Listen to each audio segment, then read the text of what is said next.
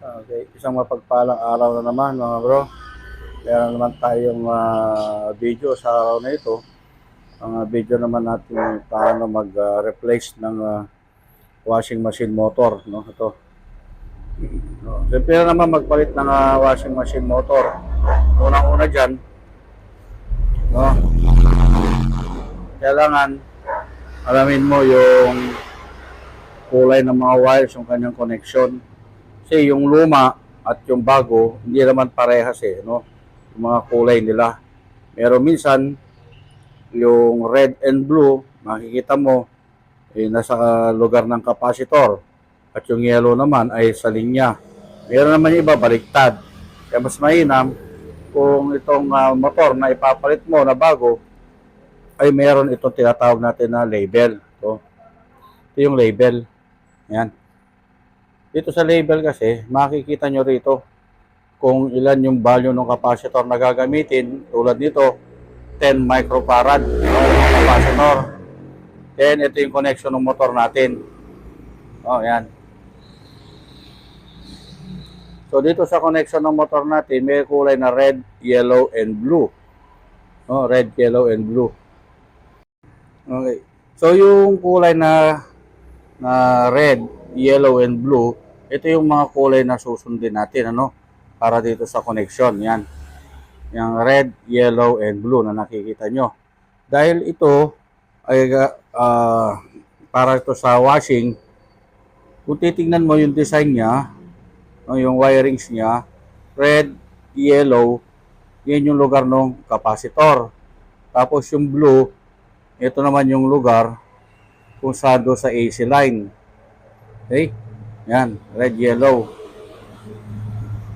Pero ito tong red, yellow na ito, mga bro, ito yung papunta doon sa switch, yan, red, yellow. Wala lang kasi itong marka na ganun Pero ito, itong yellow na ito, yan, papunta yan sa switch. Yan. Red, yellow, switch yan. So yung blue naman natin, yung blue, yun yung papunta sa AC. Doon sa saksakan. Okay? Yan. Iba lang kasi yung diagram na nakasulat. Then, itong motor natin na ipapalit, ay merong lakas na 150 watts. Okay, 150 watts. Then, yung capacitor na kailangan natin ay 10 microfarad. Kung yung capacitor na luma, na pinagpalitan mo, yung nasunog na motor na ganito, ay 10 microfarad, okay na yon. Hanggang 10 microfarad kasi ito Pero kung let's say yung pinagpalitan mo ay 7.5, mababa, so iikot man itong motor, pero mahina. Kaya susundin natin yung tama na 10 microfarad. Okay? So sundin natin yung wirings niya, mga bro. Yan. Siya nga pala itong goma na ito, tinanggal ko yan doon sa lumang motor. Kasi yung bago, itong mga bagong motor, wala silang itong goma. Yan, wala. Yan. Tinanggal ko lang siya. Tsaka kapag ikakabit nyo itong goma na ito, mapansin nyo, itong dalawang nasa huli, magkapareha sila. Pero itong nasa gitna, nasa pinakadulo, kakaiba siya. Yan. Ito kasi may mga ngipin sa ilalim. Yan. Yung mga ngipin na yan, yan yung kumakagat dito sa adjustment niya. Doon. Dito yan mga bro, dito. Ito kasi may mga ngipin yan may mga ngipin. Sadyang kumakagat yung ngipin ng goma. Yan. Okay. So, pakita ko sa inyo ngayon mga bro, yung pag-testing natin itong motor. Okay. So, ganito ang pag-wiring yan mga bro. Itong wire niya, yan. Nakita naman natin kanina, red, yellow. Yun, yung red, yellow. Yan. Red, yellow. Yan yung papunta sa capacitor. Okay. Itong wire na ito, itong lalagyan mo ng capacitor. Yan yung dalawa. Okay. Ito yung capacitor na nabili natin. So, tinan nyo yung value niya. Meron siyang 10 microfarad. Yan, 10 microfarad. So, yung dalawang terminal ng capacitor, ilalagay lang natin dito. Ayan. Bayan nyo na yung kulay. Kulay lang naman yan. Kabit natin siya rito. At yung isa naman ay dito. Ayan.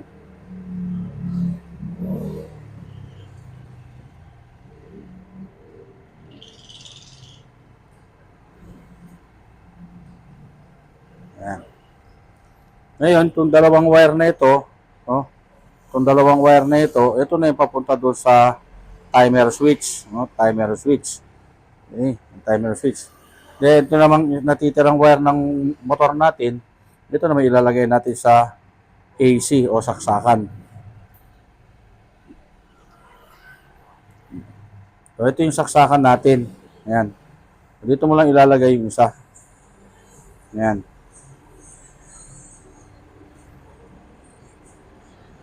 Tapos itong isa naman na wire, ito yung papunta doon sa switch timer natin. Ayan. Dito kasi ang function yan. Ano? Ayan. Ito lumilipat lang sa switch. Dito tsaka doon. Para yung motor natin nagpo-forward tsaka reverse. Ayan. Okay, pag dinikit mo rito, maaaring ito yung forward. Pag dinikit mo doon, yun ang reverse. Okay, pakita ko sa inyo yung pag-ikot ng motor. No? Hindi mo natin ito ilalagay doon sa timer niya. Okay. Pakita ko sa inyo mga bro. Okay mga bro, ito. Nilagyan na natin ito ng masking tape para makita natin yung ikot ng motor natin. Kung ito ay clockwise or counterclockwise. Ayan. So ito yung terminal natin. Okay. Nalagyan na natin ito ng tape. Ngayon, ipa-plug ko yung cord nito. So tingnan nyo kung anong ikot pag nilagay ko rito at nilagay ko doon. Okay. I-plug natin. Ayan, naka-plug na siya ngayon. Ilalagay ko ito rito. Tingnan nyo kung anong ikot ng motor.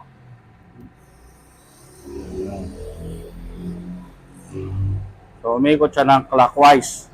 So, ilalagay ko naman ito sa kabila. Ayan, umikot naman siya ng counter. So, ganun yung takbo ng natin, timer. Ano? Halimbawa, pagka nasa timer na ito, halimbawa, 15 seconds dito, after ng 15 seconds, gigit na yung switch, no? After 3 seconds, lilipat naman sa kabila para mag-reverse yung ikot. Ayan. Okay, tapos gigit na naman. After seconds, lilipat naman sa kabila. Ayan. So, nakikita niyo yung motor, no? Umiikot siya ng forward at reverse. Ayan. Kabila uli. Ayan. Okay? O ngayon mga bro, ilalagay na natin siya doon sa tamang connections niya. Ibig sabihin. Okay, so nakita nyo na mga bro, no? No, paano yung ikot, no? Kung pag nilagay natin dito at nilagay natin doon. Okay? Okay. So, naikabit na natin dito mga bro, no? Dito sa housing niya. Yan. So, next naman natin ngayon ay yung katawan niya. Yun. Yan, yung katawan niya. So, sasalpak na natin dito. Yan na. Okay, mga bro. Naikabit na natin itong kahan niya. So, na yung motor sa ilalim. So, ito na ngayon yung switch, ano, galing sa taas. Yan. So, kung mapapansin nyo, yung kulay galing sa taas at saka yung kulay ng motor, parehas. No, parehas. Pero yung motor natin, yung yellow at red, ito yung papunta sa capacitor natin, ano? Diretso rin dito yan sa switch, no? Dito sa switch. Okay.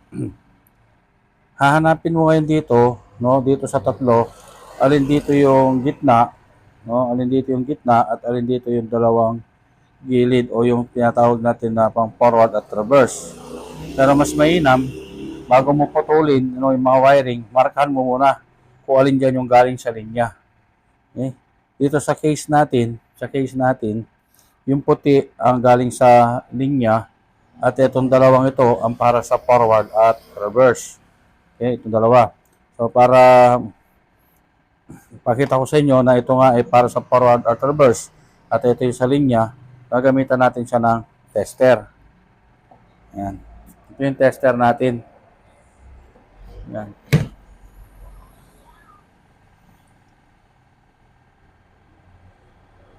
Yan. So, i-on natin ngayon yung timer switch. Ayan. So, naka-on na yung timer switch natin.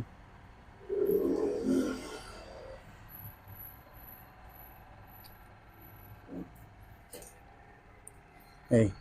So, titingnan natin ngayon alin sa dalawa, no, yung forward at reverse, tsaka common.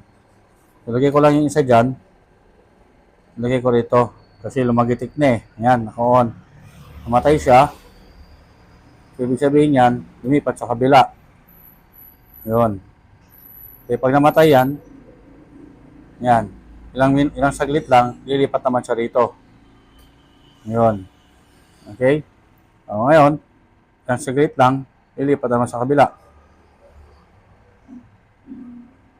Yun. Kita nyo? So, itong dalawang to, ito papunta sa capacitor, at itong natitirang kulay puti natin, ito yung para sa linya. Okay? So, ganito ang connection.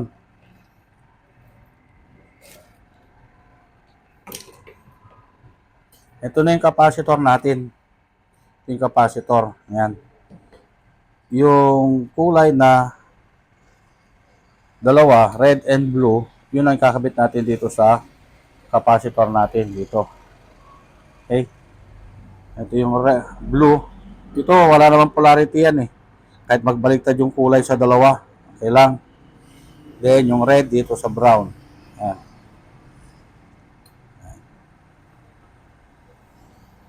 Ayan. Natin. Then, sama natin dito yung isang red. Ito.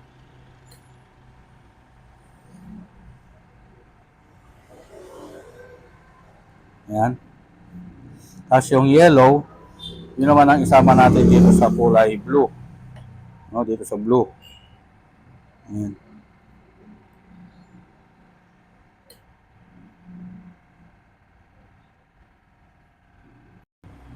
Okay, ngayon, ito naman yung linya natin. Ito yung linya natin. Yung natitirang isa, yun ang papunta sa switch. Ayan. So, ito yung pagsasamahin natin.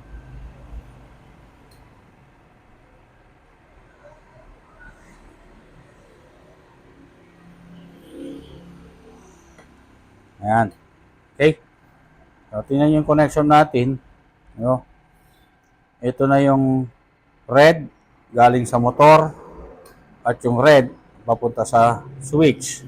Ito naman yung isa, yung yellow galing sa motor at yung blue naman galing din sa switch. So, ganyan lang yung connection. Ayan. Then, saka natin siya ngayon testingin, pagaganahin natin siya. Pero bago yun, lagyan muna natin ng tape.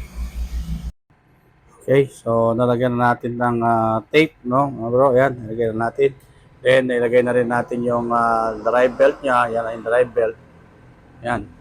So, testing na natin ngayon kung okay na. Okay, saksak natin. Ito yun. Yan. Saksak natin. Yan. Naka-on na yung switch sa taas eh. Yan. So, saksak natin. Yan. Okay, huminto.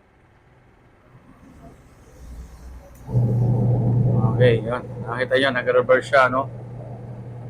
Yan. Yan. Hindi naman agad-agad pa niyan eh, mga bro. Yung babalik at ng ikot. Mamamatay muna yan, at titigilin niya muna ikot ng makina, then saka siya babalik at ng ikot. Yan. Okay? Okay. So, maraming salamat mga bro. Please, paki-like na lang yung video natin at subscribe na lang po tayo sa ating YouTube channel. Okay. Paki-follow na rin po yung ating Facebook page na IB Kaligagan Electrical Services. Maraming salamat po.